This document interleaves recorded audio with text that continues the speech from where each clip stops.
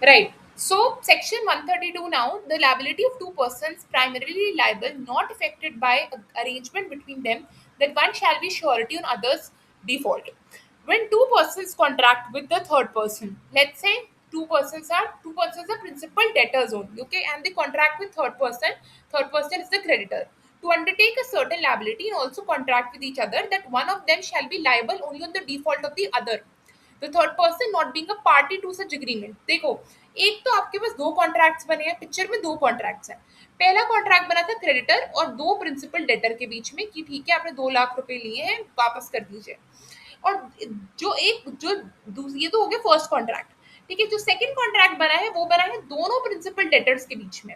और दोनों principal debtor में एक बोल रहा है कि यार मैं श्योरिटी हूँ, ठीक है, मैं तभी पेमेंट करूंगा जब तू डिफॉल्ट करेगा, ठीक है, और मैं वैसे पेमेंट नहीं करूंगा. ठीक है, this is the internal agreement that has been formed between the two. And the third party, meaning the creditor, is obviously not a party to this second agreement, right? C is not a party to the second contract. The contract दोनों ने बनाया है, because the privity of contracts is not a party to it. Liability of each of the such two persons to the third person under the first contract is not affected by the existence of the second contract. Although such third person may have been aware of such existence. Let's say C already knows that, let's say, one of the debtors is the surety of the other. C already knows. Still, C can ask money from anybody. C can ask money from either of the two debtors, and C does not have to think कि मैं एक ही debtor से मांगू और दूसरे debtor जो surety है उससे मैं नहीं मांग सकता. अगर वो श्योरिटी से मांग लेता है तब भी उसको पेमेंट करनी पड़ेगी, because C is not a party to this agreement that was formed between the two parties because of privity of contracts. So this is 132 of the Indian Contract Act, which is very simple. Let's say A and B make a joint promissory note to C. Promissory note is when you're promising somebody that I would be making the payment. Both of them are principal debtors and C is the creditor. A makes it, in fact, a surety for B. A is the surety for B. जो हमने बात की थी, दो principal debtor में से एक surety है, and C knows this. Creditor is aware of the existence when note is made. The fact that A, to the knowledge of C, made a note as surety for B is no answer to a suit by C against A upon the note. If C asks for the payment from A, then A would be liable to make the payment. This particular internal arrangement which was there between the two, that A is the surety and would only make the payment on the default of B, would have no effect on when the payment is asked by C from either of the two principal debtors. ठीक है, अब आ जाओ 133 पर आते हैं. कुछ बहुत simple examples है, मैं हर एग्जांपल नहीं पढ़ा रही, ठीक है, वो आप खुद भी पढ़ सकते हैं इलस्ट्रेशंस, बट जो जो मेन है वो मैं आपको बता रही हूँ. अदरवाइज कोई डाउट है तो कमेंट सेक्शन में डाल दीजिएगा. Discharge of surety by variance in the terms of contract. अब we are talking about discharge of the surety. अब श्योरिटी वैसे बहुत तरीकों से डिस्चार्ज होता है. Death of the surety is one of them. हमने ऊपर पढ़ा था कंटिन्यूइंग गारंटी कब रिवोक होती है. It is also on the death of the surety. ठीक है, अब हम बात करें discharge of surety by variance. Variance is to contract terms have been varied, contract terms have been deviated. Any variance made without the surety's consent. See, surety's consent is very important. In terms of the contract between the principal debtor and creditor, discharges the sureties to transactions subsequent, meaning whatever transactions which take place post the variance. Let's say again we have तीन लोग A B C. Remember, okay, so C is the creditor, A B and principal debtors. ठीक है, C creditor, C C. ठीक है, तो जो let's say A is the principal debtor, B is the surety, and C is the creditor. Now what happens? Somehow the principal debtor and the creditor, both A and C, they come into an agreement with each other कि चलो एक compromise हो जाते हैं. Compromise पढ़ा था ना ऊपर indemnity में कि C जो बोलता है कि जो तुम O करते थे 5,000 रुपीज मेरे को, तुम 2,000 रुपीज पे कर दो. ठीक है, एंड श्योरिटी मतलब बी को कंसिडरेशन में लिया ही नहीं गया, बी से पूछा ही नहीं गया. सो इस बार इफ ए डिफॉल्ट्स और making the payment of 2,000 rupees to C, then in that case B, who is the surety, would not be responsible because his consent wasn't taken. So you can definitely vary the terms of the contract, you can definitely deviate from the terms of the contract, but it's subject to the consent of the surety. Simple. ठीक है, पढ़ना example पढ़ लेते हैं. A becomes a surety to C. ठीक है भाई, for B's conduct as a manager in C's bank. Becomes a surety to C. C is the creditor, A is the surety and B is the principal debtor. Afterwards, B and C contract without A's consent. And जो भी conduct होगा like B का bank में उसकी मैं guarantee ले रहा हूँ, ए ने बोला. उसके बाद बी और सी मतलब दोनों प्रिंसिपल डेटर और क्रेडिटर एक कॉन्ट्रैक्ट कर लेते हैं without his consent, who is the surety that B salary will be raised and he shall be liable for 1/4 of the losses on overdrafts. What are overdrafts? At times when you need to make the payment, and at times because you are a good customer of the bank makes the payment on your behalf. Like let's say payment 30 rupees की जानी है, आपके bank account में सिर्फ 20 rupees है, तो bank is going to pay extra 10 rupees because you are the like the customer of the bank, the most loved one. So उसकी वो पेमेंट पूरी हो जाएगी और एक ओवरड्राफ्ट लग जाएगा 10 रुपीज का. So this is overdraft.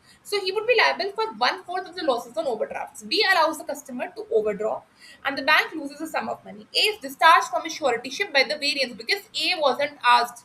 A's consent wasn't taken when the contract terms were varied. समझ में आया? बढ़िया. अब आते हैं discharge of surety by release और discharge of the principal debtor. Okay, अब प्रिंसिपल डेटर को अगर आप डिस्चार्ज कर देते हो, डिस्चार्ज करते हो मीनिंग अगर लेट्स से सी बोलता है ए को कि तुम मेरे को जो 5,000 रुपीज ओ करते थे अब वो देने की जरूरत नहीं है, मैंने वो लोन माफ कर दिया है, तो इन दैट केस जो बी था श्योरिटी अब वो भी अपनी श्योरिटीशिप से डिस्चार्ज हो जाता है बिकॉज प्रिंसिपल डेटर को आपने डिस्चार्ज कर दिया है.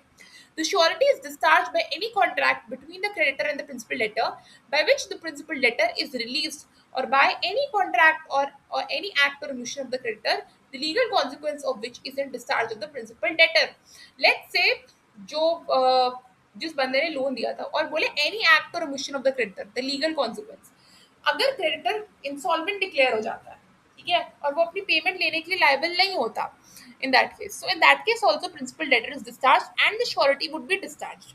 कोई भी एक्ट हो, कोई भी omission हो, कोई भी हो, जब प्रिंसिपल डेटर डिस्चार्ज हो जाता है तो उसके साथ साथ श्योरिटी भी डिस्चार्ज हो जाता है. क्योंकि हमने क्या पढ़ा था, हमने बोला था दोनों की लायबिलिटी क्या होती है, को एक्सटेंसिव होती है, मतलब दोनों एक साथ चलती है. अगर एक की लायबिलिटी खत्म तो दूसरे की भी लायबिलिटी खत्म. A gives guarantee to C for goods to be supplied by C to B. C supplies goods to B, and afterwards B becomes embarrassed and contracts with his creditors, including C, to assign to them his property in consideration for releasing him from his demands. Here, B is released from his debt by contract with C. You have been relinquished by C to make the payment. A is also discharged from the suretyship. B यहाँ पर principal debtor था. He was discharged by C to make the payment for the goods. A is also discharged from suretyship. Fine, good.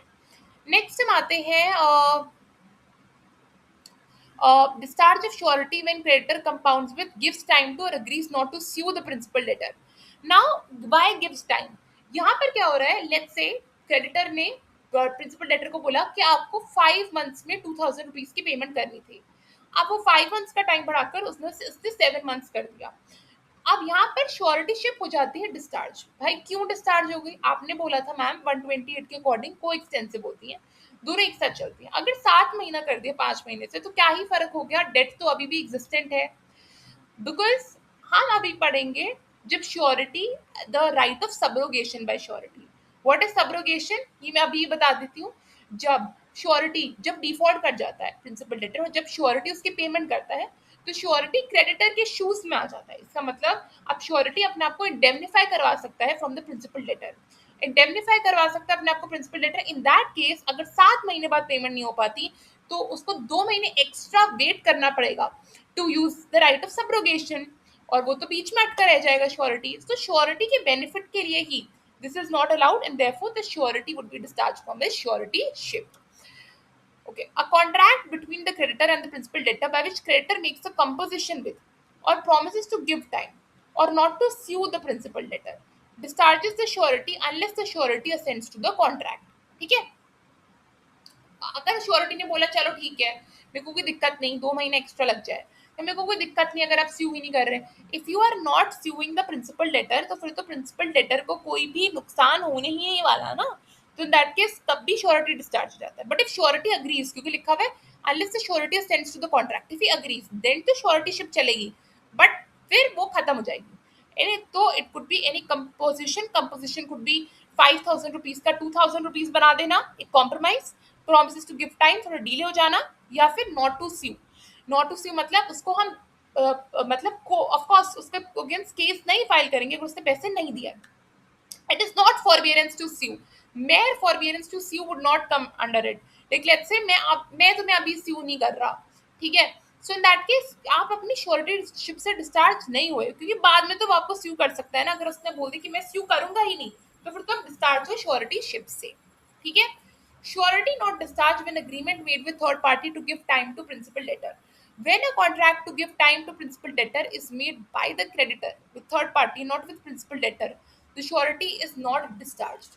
यहाँ पर we are talking about some kind of delay or some kind of extra time which would be like given to the principal debtor, and this particular contract is made with the creditor with a third party, right? इस बार आप वो agreement third party से कर रहे हो, तो surety discharge नहीं होगी. Let's see an example. C, who is the holder of the overdue bill of exchange, which was drawn by A as surety for B. A is the surety, B is the principal debtor, and C is the holder of the overdue bill. मतलब he needs the payment, he is the creditor. Accepted by B, contracts with M to give time to B. अब वो C को भी पैसे पैसे किसी और को देने थे, और उससे कॉन्ट्रैक्ट किससे बनाया? M से, कि थोड़ा और टाइम दे दो B को, वो पेमेंट कर देगा. स्टिल डेट अभी भी एग्जिस्टेंट है, स्टिल पेमेंट स्टेक पर है. ए डिस्चार्ज नहीं हुआ, श्योरिटी अभी भी डिस्चार्ज नहीं हुआ है, because this was for the third party. Okay. Creditors forbearance to sue does not discharge. हमने फॉरबियरेंस टू स्यू पढ़ा था. जब भी हम अपने आंसर राइटिंग में कॉलेज के आप या फिर किसी भी एग्जाम के जब भी आप लिखोगे गिव्स टाइम और अग्रीज नॉट टू स्यू, 135 को हमेशा टू बी रेड विद 137 लिखना पड़ेगा. Mere forbearance on the part of the creditor to sue the principal debtor or to enforce any other remedy against him does not, in the absence of any provision of the contract, to contrary discharge the surety. Example: B owes to C a debt to be guaranteed by A. B is the principal debtor, C is the creditor, and A is the surety. The debt becomes payable, need to make the payment. C does not sue B for a year after the debt has become payable. A is not discharged from suretyship. Q, he is not discharged from suretyship because it was just a mere forbearance to sue for 1 year. After 1 year तो he can sue ना, ठीक है. इसमें एक और concept हो जाता है कि अगर मान लो उस 1 ईयर के टाइम पे लिमिटेशन पीरियड खत्म हो जाता है, तो जो आपका डेट होता है वो टाइम बार्ड हो जाता है. इसका मतलब ये है कि आप डेट के लिए उसको स्यू नहीं कर सकते, लेकिन फिर भी जो ए है, जो श्योरिटी था, वो अपनी श्योरिटीशिप से डिस्चार्ज नहीं होता है, क्योंकि फिर भी अगर वो डिफॉल्ट कर जाता है पेमेंट से, फिर भी आपको पेमेंट करनी पड़ती है. तो ये आप लिख सकते हो कि limitation period does not have any effect if the debt is time barred because of mere forbearance to sue under 137. ठीक है, एक लिमिटेशन का भी कॉन्सेप्ट पता चल गया. Now we have release of one co-surety does not discharge others. हमारे पास एक को श्योरिटी था ए, अब हम आते हैं हमारे पास कुछ 3-4 को श्योरिटीज हैं, मतलब यहाँ पे बहुत सारे श्योरिटीज हैं. When there are co-sureties, a release by the creditor of one of them does not discharge the others. Neither does it free the surety so released from his responsibility to the other sureties. अगर आपने joinder of rights पढ़ा हो, which is 45, 42 Indian Contract Act का, it was regarding कि बहुत सारे लोगों को अपना liability करना था. Liability again बहुत सारे लोगों पर उनकी liability थी, उनको उसको fulfill करना था. तो अगर एक बंदा रिलेंक्विश हो जाता है, मतलब एक बंदे को लेट्स से अपनी रिस्पॉन्सिबिलिटी से त्याग कर दिया जाता है बाय द अदर पार्टी, तो इन दैट केस वो बाकी की पार्टी स्टिल लायबल होती है पेमेंट के लिए. तो बाकी के श्योरिटीज, अगर let's say we have A and B, both of them are sureties. A is the surety, B is the co-surety. Co-surety कुछ नहीं है, साथ वाला surety, like a colleague. C is the creditor and D is the principal debtor. Fine. अब क्या होता है, ये डिफॉल्ट कर जाता है पेमेंट में, एंड सी बोल देता है कि चलो मेरे को पेमेंट बी से नहीं चाहिए, आई एम रिलिंक्विशिंग बी, मेरे को पेमेंट सिर्फ ए से चाहिए. तो A would make the payment, but B would still be liable, as in that A can demand payment from B. A is going to indemnify himself from B. ये joinder of rights में भी होता है, 45, 42 में, ये हमेशा हर जगह होता है, ये पार्टनरशिप में भी होता है. ठीक है, अंटिल अनलेस एक ट्राइपार्टाइट एग्रीमेंट बन गया हो. मैं पार्टनरशिप जब पढ़ाऊंगी तो मैं बताऊंगी. Devolution of joint rights, when two or more persons make a joint promise, appears by the contract, all persons during their lifetimes and after the death, jointly with the survivor or survivor after the death, must jointly fulfill the promise. When two or more persons make a promise, the promisee in absence of express contract compel any one of them to pay. ठीक है, and each of them may compel every other promisor to contribute equally with himself in the performance unless a sharing intention, contrary sharing intention appears. Default भी होगा और payment contribution सब equally होगा सबके द्वारा, ठीक है। और आप किसी को भी कंपेल कर सकते हो परफॉर्मेंस के लिए, ठीक है। This is what is 42 45।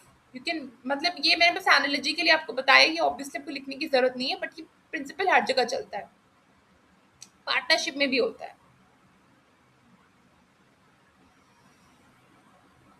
अब नेक्स्ट आते हैं हम 139, discharge of surety by creditor's act to remission impairing surety's eventual remedy.